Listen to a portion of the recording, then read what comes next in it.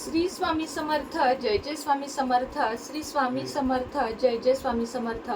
श्री स्वामी समर्थ महाराजांच्या नामस्मरणाने आजच्या व्हिडिओला सुरुवात करूया. शुभ दुपार तुम्हा सगळ्यांना. कसे आहात तुम्ही सगळे आशा व्यक्त करते. स्वस्त असाल, मस्त असाल, स्वामींच्या सेवेमध्ये रममाण असाल. उद्या आहे वटपौर्णिमा. सर्व स्त्रियांचा अगदी आवडीचा दिवस आणि पाहिजे असा दिवस की ज्या दिवशी आपण आपल्या पतीबद्दल दीर्घायुष्य, आरोग्य सगळं काही मागू शकतो. पतीसाठी प्रत्येक व्रत वैकल्य करणाऱ्या या सगळ्या स्त्रियांना माझा सलाम.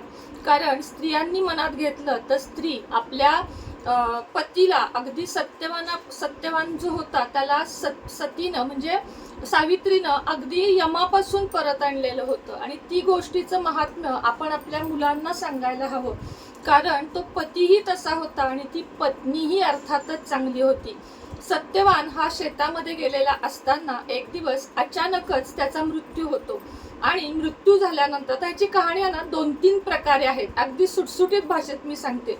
त्याचा मृत्यू होतो, यम त्याला न्यायला येतो. सावित्री म्हणते मला माझ्या पतीशिवाय कोणी नाही, ह्याचा मृत्यू झालेला आहे, मला पुन्हा ते जिवंत हवे आहेत. यम म्हणतो हे माझ्या हातात नाही. मात्र सावित्री त्याच्या शेवटपर्यंत मागं जाते आणि शेवटी त्याचं मन जिंकते आणि यम स्वतः मृत्यू त्याचा टाळतो, म्हणजेच त्याला पुन्हा जीवित करतो. आणि त्या दिवशीपासून आता तो जेव्हा मृत पावला होता तेव्हा ते वडाचे झाड होते आणि वडाच्या झाडाखाली सावित्रीने सत्यवानासाठी ही प्रार्थना केलेली होती. आणि म्हणूनच त्या दिवशीपासून वटसावित्रीचे व्रत केले जाते. खरं तर ही कहाणी 2-3 वेगवेगळ्या ग्रंथांमध्ये वेगवेगळ्या भाषेत लिहिलेली आहे. मी अगदी 1-2 मिनिटाच्या ह्याच्यात तुम्हाला सांगितली. मुलींना आणि मुलांना उद्या आवर्जून सांगा बसून त्यांना वटसावित्री म्हणजे काय, बेंदूर म्हणजे काय, नागपंचमी म्हणजे काय, एकादशी म्हणजे काय, महाशिवरात्र म्हणजे काय, अशा सगळ्या सणावारांची बसून व्यवस्थित माहिती देत जा. त्यात त्यांनी काही आत्मसात केलं तर केलं, नाही तर नाही. पण आपण सांगणं काम आहे. कारण आपण बघत आहोत आजकाल सगळं काही बदलत चाललं आहे. फक्त शूटिंग रीलसाठी लोक सणवार साजरा करतात. त्यामागच्या परंपरा, भावना हे सगळं काही विसरत चाललं आहे.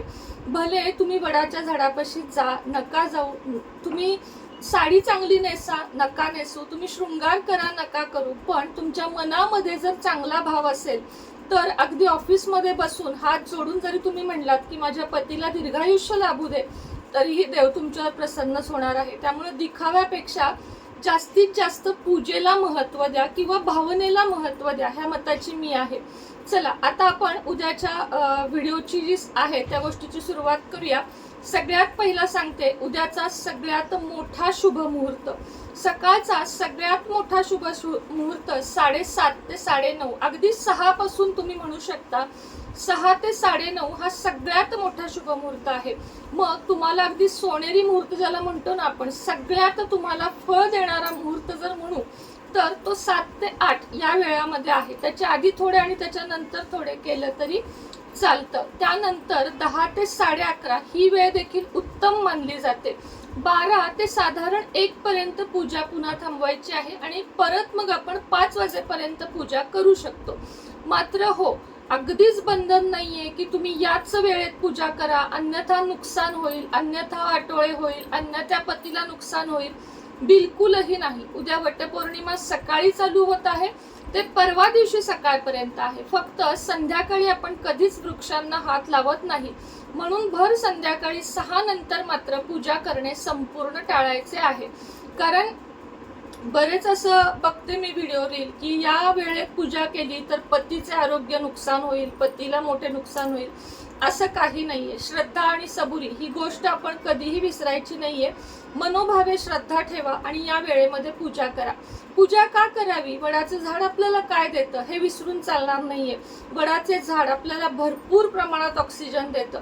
त्यामुळं या दिवशी वडाचे झाड, जे मोठे मोठे वृक्ष असतात ना, जे आपल्याला भरपूर काही देतात, सावली देतात, ऑक्सिजन देतात, सुख समृद्धी देतात, उदाहरणार्थ पिंपळ असेल, उमराचे असेल किंवा वडाचे असेल, ही झाडं लावण्याला देखील प्राधान्य द्या आणि लावलेली झाडं टिकवा सुद्धा. चुकूनही मी सांगितलं त्याप्रमाणे छोट्या रोपाची, वडाच्या फांदीची पूजा आपल्यातलं कोणीही करणार नाहीये.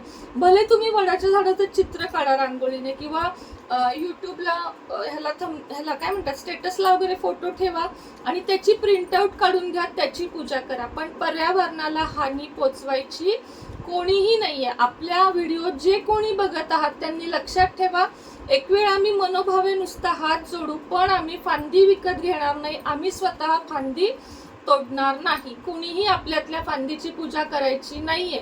आपल्या संपूर्ण शरीराला महत्व आहे का फक्त हाताला महत्व आहे सांगा? प्रत्येक अवयव आपल्याला हवा. जितका पारंपरिक वृक्ष, जितका जुना वृक्ष, तेवढी त्यामध्ये सामर्थ्य जास्त, शक्ती जास्त, त्यामध्ये आपल्याला देण्यासाठी ऊर्जा जास्त, ऑक्सिजन जास्त. हे लक्षात ठेवा. सगळ्यात मोठा हेतू उद्याचा काय असतो की 4 स्त्रियांनी एकत्र येणे, वडाच्या झाडाखाली येऊन ऑक्सिजन घेणे आणि पुन्हा एकदा शरीराला ऊर्जावान करणे. हे विसरून जाऊ नका. आणि दुसरी गोष्ट, आपल्या पतीसाठी आरोग्य आयुष्य मागणे. जे मी तुम्हाला परवाही सांगितलं, अगदी इथं बसून, लांब बसून मी देखील हेच म्हणेन की माझ्या पतीला दीर्घायुष्य लाभू दे. या वाक्याला महत्व द्या. बाकी तुम्ही साडी कशी नेसली आहे, हिरवा पिवळा लाल रंग नेसा, हे नक्की आहे. उगाचच काळे निळे घागरे असलं काही घालून जाऊ नका. व्यवस्थित साज शृंगार करून जावा. तुम्ही जर वडाच्या झाडाला जात असाल तर कुंकू हळद नक्की लावा इथे, आणि इथे कुंकू थोडंसं लावायला विसरू नका.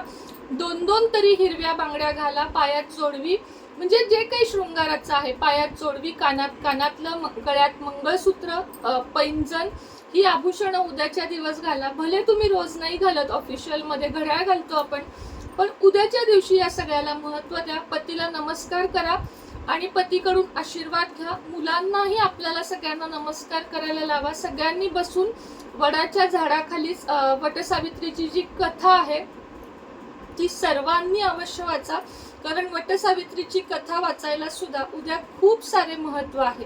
तर अशा पद्धतीने उद्याची आपल्याला वडाच्या झाडाची पूजा करायची आहे. आता पूजा कशी करावी हे पण मी तुम्हाला अगदी इन शॉर्ट मध्ये सांगते. एक ताट घ्यावे, तांब्याचे पितळेचे असेल उत्तम, नसेल तर स्टीलचे घ्यावे. त्यामध्ये एक ब्लाउज पीस घ्यावा. थोडे जास्त गहू घ्यावेत, आपण स्त्रियांची ओटी भरू शकू. 5-6 ब्लाउज पीस नेले तरीही चालेल, अन्यथा 5-6 आंबे, 5-6 केळं अशा पद्धतीनं न्यावा.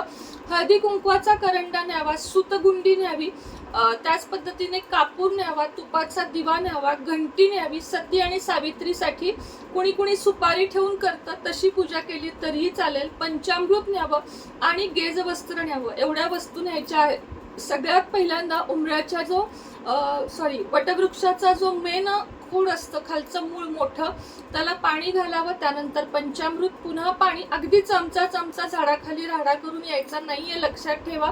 त्यानंतर हळदी कुंकू लावावे, चंदन, जे काही तुम्ही नेलं आहे सगळं काही लावून घ्यावं.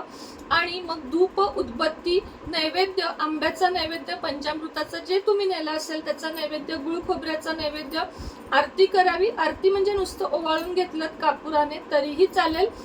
झाडाची ओटी भरावी. ती ओटी तिथंच टाकून सगळी घाणेघाण करून येऊ नये कृपया, कारण मी अनेक वर्ष पाहिलेलं आहे की वडाच्या झाडाखालची अवस्था बघवत नाही. तसं करायचं नाहीये. आणि जेव्हा आपण ती सुतगुंडी हे करत असतो ना, गुंडाळत असतो, तेव्हा उजव्या बाजूकडून डाव्या बाजूकडे यायचे, नाकी डाव्या बाजूकडून उजव्या बाजूकडे क्लॉकवाईज आपल्याला गुंडाळायचा आहे. तो धागा तोडायचा नाही. जरी तुम्हाला प्रदक्षिणा घालण्याच्या बास असतील तर तो असा फोल्ड करून त्यातच ठेवायचा. त्यानंतर एकूण 7 प्रदक्षिणा किमान घालाव्यात. 108 घातल्यात तरीही चालेल, सूत गुंडाळून झाल्यावर घातल्यात तरीही चालेल, पण किमान 7 प्रदक्षिणा घालाव्यात. जर चुकून माकून तुमची सूतगुंडी जे तुटलं तर पुन्हा पहिल्यापासून विधी करावा. मनात कुठलाही शकून अपशकून असंच होणार तसंच होणार यातलं काही आणू नये. तिथं आलेल्या 4 स्त्रियांची ओटी भरावी. वडाच्या झाडाखालची संपूर्ण स्वच्छता जे आपल्याकडून झाले आणि इतरांकडून झाले, कोणी तसंच टाकून गेले, तर झाडाखाली नक्की स्वच्छता ठेवावी. झाडाची पाने, झाडाची फांद्या चुकूनही तोडू नयेत. बऱ्याच बायका झाडाचं पान कचकन तोडतात, त्याच्यावर नैवेद्य ठेवतात आणि बायकांना देतात. करायचं आपल्याला नाहीये. आपल्याला संरक्षण करायचंय झाडांचं.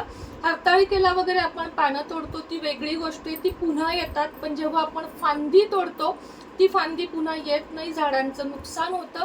उदबत्ती, दिवा, कापूर हे झाडापासून संपूर्ण लांब लावा.